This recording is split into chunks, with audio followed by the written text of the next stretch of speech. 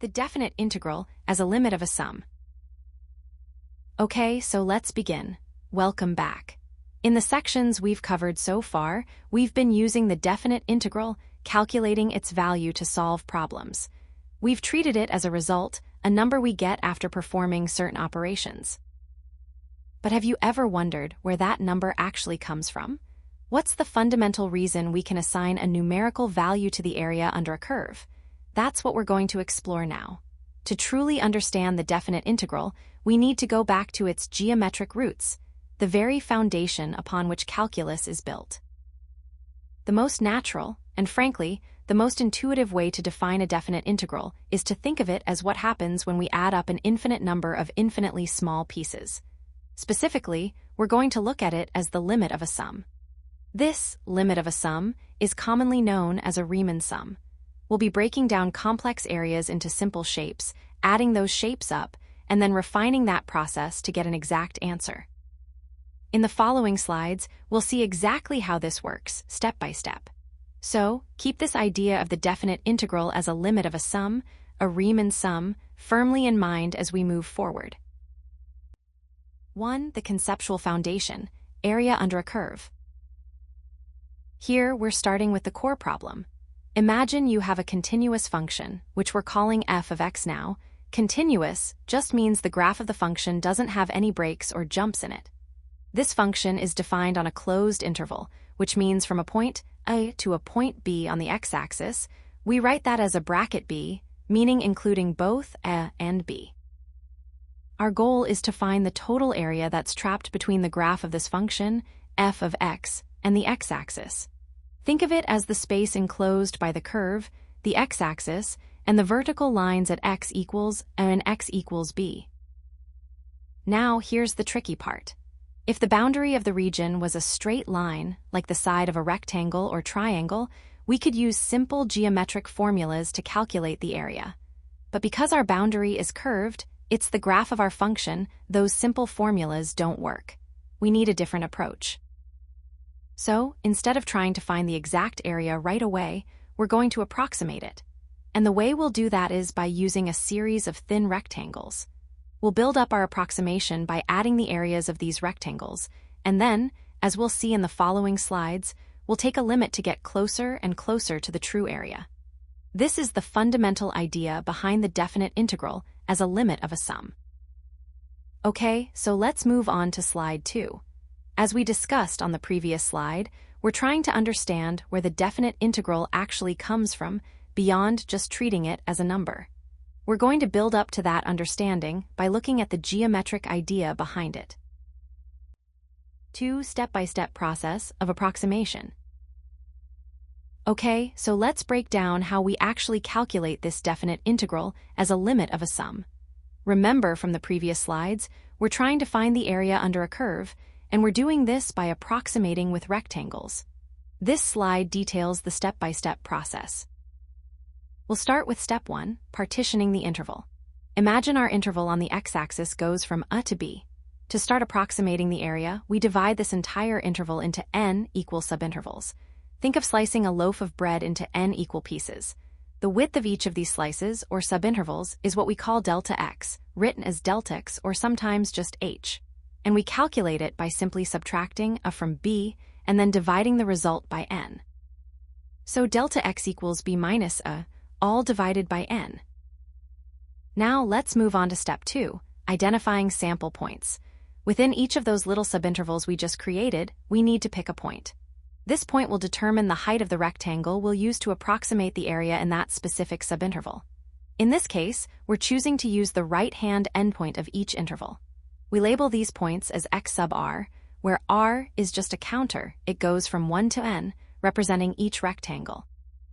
The formula to find the x-coordinate of the RTH rectangle's right endpoint is a plus r times delta x. So, x sub r equals a plus r multiplied by delta x. Next up is step 3, calculating the area of a single rectangle. This is pretty straightforward. The area of a rectangle is always height times width. In our case, the height is the value of our function, fx, at the point x sub r, so f of x sub r. And the width, as we already established, is delta x. Therefore, the area of the RTH rectangle is simply f of x sub r multiplied by delta x. Now step 4, summing the rectangles. To get an approximation of the total area under the curve, we need to add up the areas of all n rectangles. This is where the summation symbol, sigma, comes in handy. It's a compact way of writing add up all these terms. So we write S sub n, which represents the sum of the areas of all n rectangles, and it's equal to the summation from r equals 1 to n of f of x sub r multiplied by delta x. Finally, step 5, taking the limit. This is the crucial step that turns our approximation into an exact value. We want to make our rectangles infinitely thin, meaning we want to increase the number of rectangles, n, towards infinity. As n approaches infinity, delta x, the width of each rectangle, approaches 0. This makes our approximation incredibly accurate, and the sum converges to the exact area under the curve. This limit, as n approaches infinity of the sum we just described, is the definite integral.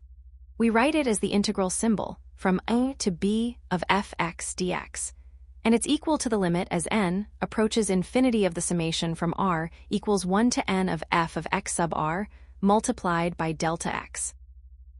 So that's how we formally define the definite integral as the limit of a Riemann sum. In the next slide, we'll look at a real-world example to help solidify this concept. 3. Real-world example, measuring an irregular plot of land. Imagine a farmer who owns a plot of land. One side of this land is a straight river bank, which we can conveniently represent as the x-axis on our coordinate plane. The other side isn't straight. It's a curved fence, and we can describe the shape of that fence using a mathematical function, which we're calling f of x. Now, the farmer needs to know the exact area of this land to, say, determine how much fertilizer to use. But because of the curved fence, we can't just use simple formulas for rectangles or triangles. This is where our concept of approximating with rectangles comes in. Here, S how the farmer would approach it. First, the farmer divides the length of the riverbank. That's our interval from A to B into n equal segments. Think of drawing an equally spaced lines across the riverbank. Next, for each of those segments, the farmer measures the distance from the riverbank up to the curved fence. This distance represents the height of a rectangle for that particular segment. Essentially, they're finding the value of the function f of x at a specific point within each segment. Then, the farmer calculates the area of each of these small, rectangular strips. Remember, the area of a rectangle is simply height times width. The height is the distance we just measured, and the width is the length of the segment along the riverbank, which we've defined as delta x. By adding up the areas of all n rectangles, the farmer gets an estimate of the total area of the land. The more rectangles we use, the larger n is, the better our estimate will be. Finally, and this is the crucial part connecting it back to the definite integral, if the farmer could divide the land into an infinite number of infinitely thin strips, meaning we let an approach infinity and delta x approach 0, then the sum of the areas of those strips would exactly equal the area of the plot. This is precisely what the definite integral represents. It's the limit of that Riemann sum as the number of rectangles goes to infinity.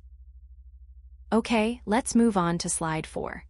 This slide provides a real-world example to help solidify our understanding of how the definite integral, or the limit of a sum, actually works. This example helps us see that the definite integral isn't just some abstract mathematical concept. It's a way to solve practical problems involving areas of irregularly shaped regions. And it builds directly on the ideas we discussed in the previous slides about partitioning the interval, finding sample points, and summing the areas of rectangles. In the next slide, we'll break down the formula we've been building towards, so you can see all these components put together mathematically. 4. Mathematical breakdown of the formula. Okay, so let's break down how we actually use this limit of a sum to calculate a definite integral. This slide presents all the key pieces we've built up over the last few slides, and it's crucial to understand how they fit together. Remember, we're essentially trying to find the area under a curve, by adding up infinitely many infinitely thin rectangles. First, we have the width, and the formula is delta x equals b minus a all divided by n. Here, delta x represents the width of each of those rectangles we're using to approximate the area. B is the upper limit of our integration, a is the lower limit, and n is the number of rectangles we're dividing the area into. So, as we increase n, we're making those rectangles thinner and our approximation more accurate. Next, we have the point given by x sub r equals a plus r times open parenthesis b minus a all divided by n close parenthesis.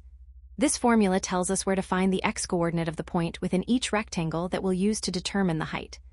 R is the index, it goes from 1 to n, representing each individual rectangle. So, for the first rectangle, r is 1, for the second, r is 2, and so on. This formula ensures that we evenly space these points across our interval from a to b. Now, let's look at the summation. The summation from r equals 1 to n of f of open parenthesis a plus r times b minus a all divided by n close parenthesis multiplied by b minus a all divided by n. This is where we actually calculate the approximate area. We're summing up the area of each rectangle. The height of each rectangle is given by the function evaluated at that sample point, f of x sub r, and we multiply that by the width, delta x, which, remember, is b minus a, all divided by n. The summation symbol just means we're adding up this area for every single rectangle, from the first r equals 1 to the nth r equals n. Finally, we have the final integral. The integral from a to b of f of x dx equals the limit as n approaches infinity of open bracket b minus a all divided by n, multiplied by the summation from r equals 1 to n of f of open parenthesis a plus r times b minus a all divided by n close bracket. This is the formal definition of the definite integral. We're taking the limit as the number of rectangles, n, goes to infinity. This means the width of each rectangle approaches 0, and our approximation becomes the exact area under the curve. Notice how everything from the summation is contained within the limit. That's because we're essentially saying that as we add up more and more infinitely thin rectangles, we get closer and closer to the true area represented by the definite integral. Keep this slide handy, as it summarizes everything we've discussed. In the next slides, we'll practice applying these concepts to solve actual integral problems, and you'll see how this limit of a sum really comes to life.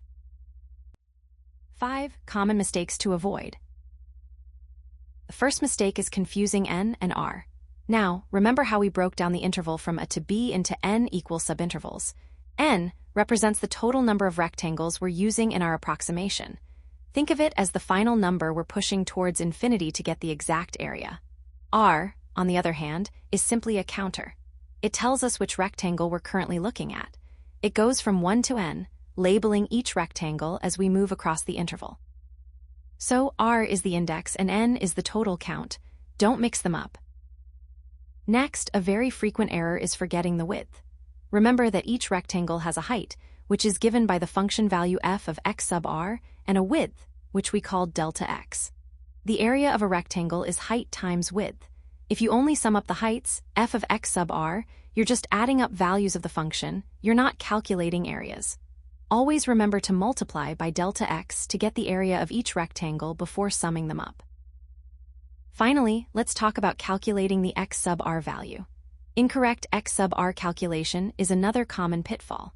When we determined the x-coordinate for the right endpoint of each rectangle, we found that it was equal to a plus r times delta x. It's crucial to include that initial of value. It represents the starting point of our interval. Don't just write r times delta x. That would be like starting your measurement from 0 instead of a. The only exception is if a is 0, then you can simplify it to just r times delta x. Okay, let's move on to slide 6. This slide highlights some common mistakes students make when working with the definite integral as a limit of a sum, the Riemann sum we've been discussing. Paying attention to these will save you a lot of frustration. So, keep these 3 points in mind as you practice applying the definition of the definite integral. Avoiding these mistakes will significantly improve your accuracy and understanding. In the next slide, we'll recap the key takeaways from this entire discussion. 6 key takeaways. The definite integral is formally defined as the limit of a Riemann sum. Remember from the beginning of this section, we started by approximating the area under a curve using rectangles. Well, the definite integral is what happens when we make those approximations exact by taking the limit as the number of rectangles goes to infinity. That limit of a Riemann sum is the precise, formal definition. It represents the net signed area between the function f of x and the x-axis over the interval from a to b. Now, net signed area is important. Area above the x-axis is considered positive, and area below the x-axis is considered negative. So, the definite integral isn't just about geometric area, it accounts for areas that dip below the axis as well. And we're looking at this area specifically between the points A and B on the x-axis. The process involves dividing the area into n rectangles, summing their areas, and taking the limit as n approaches infinity. This is just a restatement of how we built up to the integral. We chop the area under the curve into n rectangles, calculate the area of each rectangle, add them all up, that's the summation, and then we let n get infinitely large to get the exact area. The formula used is integral from a to b of f of x dx equals the limit as n approaches infinity of the summation from r equals 1 to n of f of x sub r times delta x. Let's break that down. The integral symbol with a at the bottom and b at the top tells us we're finding the definite integral of the function f of x with respect to x from the point a to the point b. Then we have dx, which simply indicates that we are integrating with respect to the variable x. On the right side, we have the limit as n approaches infinity. Inside the summation, r goes from 1 to n, meaning we're adding up the areas of all n rectangles. X sub r represents the x value within the RTH rectangle, and delta x is the width of each rectangle, which we calculated as b minus a divided by n. So, this formula is just a compact way of writing out the entire process we've discussed. It's the bridge between the geometric idea of area and the formal mathematical definition of the definite integral. Okay, let's recap everything we've covered and solidify our understanding with these key takeaways. Now, on the next slide, we'll look at some common mistakes students make when working with these concepts, so pay close attention to those to avoid falling into those traps.